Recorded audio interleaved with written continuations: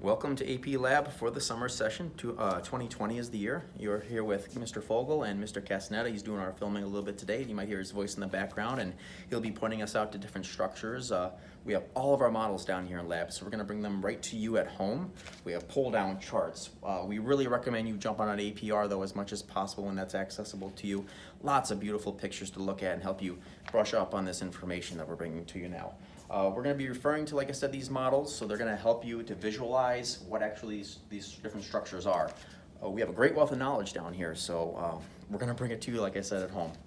Let's go ahead and start off with the very first part of Unit 1 here, and that's going to be the body organization and terminology. And we always want to come back to the beginning, okay? What is the anatomical position? Well, the anatomical position is essentially what we see up on the board over here, or anytime we look at a torso. Usually the pictures are showing somebody standing straight forward. So they're standing straight forward, they're standing upright, their eyes are open, palms are facing forward. So I know this one's turned, but imagine both palms are facing forward.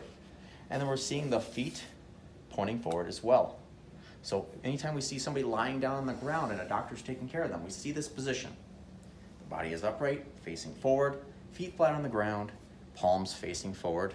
You could say erect, standing erect. Now we need this. This is always going to take us back to our directional terms to help us figure out exactly what spot we're talking about when we're looking at maybe like a script that the doctor wrote out. We're looking at a file, something we want to understand where this injury is without having to look around the entire person. We got an idea. Models are going to be great representations to utilize for this. So the first term we have is superior. I think we pretty much know which one that one is. Superior means up, okay, or towards the head. The opposite would be inferior, down or towards the lower portion. We could say below. So that really works well when we're talking about the entire torso. We have the superior portion of the torso, the chest plate for instance, and the inferior portion of the torso. There we go down towards the pelvic cavity. Superior versus inferior. Cranial is a term where we strictly we're actually going to cancel that one. I'm sorry about that. Cancel cranial. So you have two on your checklist. Omit cranial and omit caudal. We'll save those for when we get to the cats later on. We'll go with anterior and posterior instead for your guys' learning experience here. So we can go back to the torso again. We had superior, we had inferior. So towards the head and towards the feet a little bit more. Let's go with anterior and posterior. Anterior, the front, right? Anterior is front. Whereas posterior, posterior is going to be towards the back then instead. Now we do have two terms we want you to know which are interchangeable with that. We have anterior, or we can also say ventral. Since we do breathe, right, our chest does expand when we take breaths in. This is our ventral region. Or we can say ventral portion of the body. So we have ventral, we have anterior, interchangeable. With posterior, just like a dolphin has a dorsal fin on its back. Dorsal is the interchangeable term for the back. So dorsal or posterior you can say for the back. Now let's go to the midline of the body here. You can see the nose follows down through the chest, down the midline through the umbilical region, all the way down the body.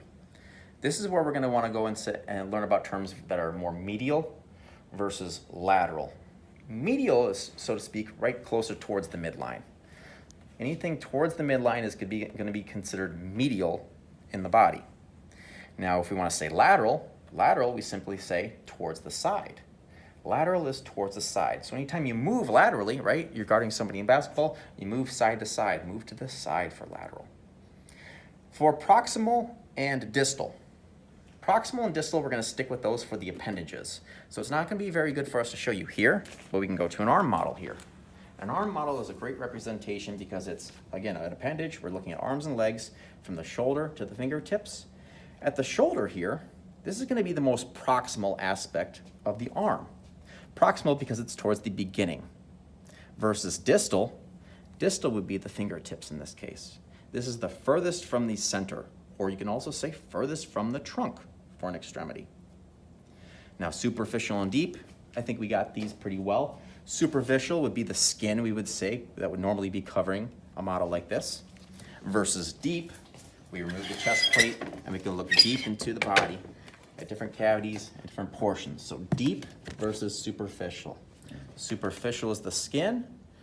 Deep would be like the spine or the spinal cord. Deep. We'll move on down to planes of section. For planes of section, we have to imagine that we're taking a plate and we're cutting the body or the torso into equal portions or sometimes uneven portions too. We're trying to get a cut so we can see structures within the body.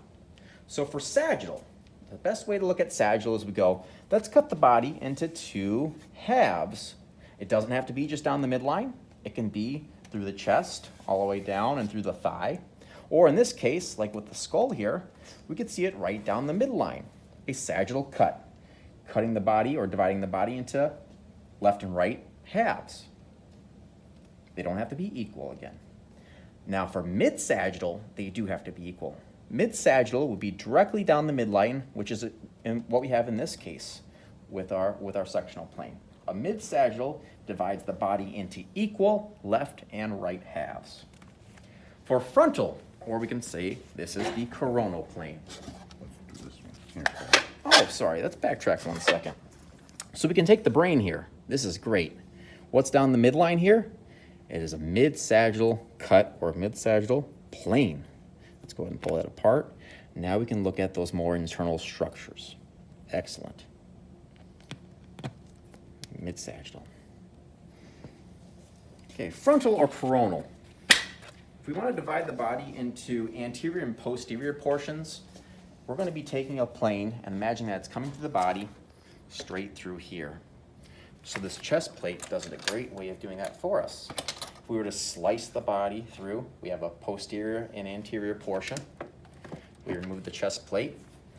This cut right here will be a frontal, also known as a coronal plane.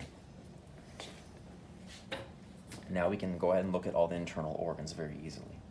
So let's go ahead from the side again here. So right here, go ahead and put the chest plate back up. Put the chest plate back up. And we are going to pull the anterior portion off. Go ahead and pull that off. Anterior portion is That's off. the anterior portion, and then the remaining Posterior part is of the body remaining. would be the posterior portion of that plane of section. So we're never thinking always they have to be equal halves. No, there can be infinite planes cut through. Just the position where you want to be. It's kind of what an MRI does. It makes many planes for an image. Okay, transverse, last but not least, transverse, we can also call this a horizontal or cross-sectional plane. There is one going right through these pair of legs, right through here, right through the thighs, okay? So horizontal plane, right along the horizon, we're cutting the body into superior and inferior portions, upper and lower halves. Now, we got a little assignment for you to do at home.